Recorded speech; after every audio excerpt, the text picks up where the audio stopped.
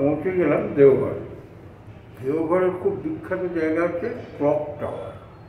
Clock টাওয়ারের সামনে যদি দাঁড়ান দেখতে পাবেন গজপতি ইন, ঠিক আছে? ওইখানে 102 নম্বর রুম আমরা নিয়েছি। চলুন রুমটা দেখুন, তারপর রুমের কি ভাড়া কত কী সব বলি।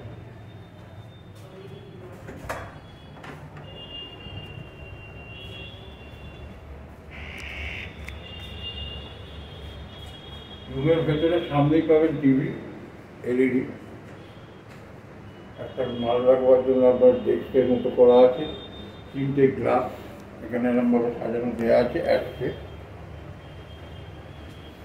এদিকে আছে আপনার এসি, 3জন শোবার জন্য, এবং আমরা মনে করি 4জন শোয়া যাবে, আমরা 3জন তো আছি, আমরা 3জনের মতো ব্যবস্থা নিচ্ছি। দেখুন শোবার বড়, দুজনের বেডটা বিশাল বড়, তারপর একটা সিঙ্গেল বেড। এইখানে আছে আপনার একটা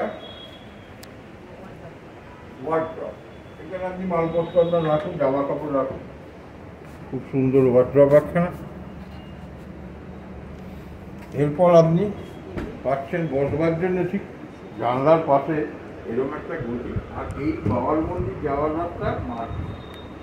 এর থেকে আর কি চাই আপনাদের বলুন? অসম্ভব সুন্দর।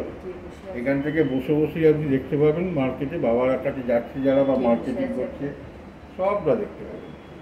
হ্যাঁ, এবার দেখুন আমরা যে বেড়াতে এসেছি কাকে নিয়ে এসেছি দেখুন।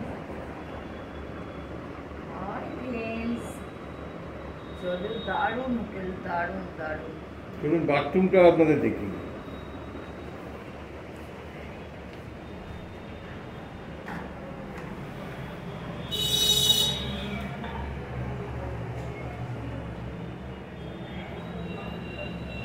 আছে গিজার, এছাড়া কারণ ওয়েস্টার্ন টয়লেট, শাওয়ার, এছাড়া মুখ ওয়াশ আপনার বেসিন আছে এখানে, ভেতরে সাবান শ্যাম্পু ঝুড়িতে সব দেওয়া আছে।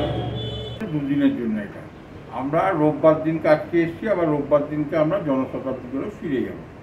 এরপর আবার যেখানে যাব বাবার মন্দির সাইড সিন আপনাদের দেখাবো, দেখতে থাকুন। হ্যাঁ।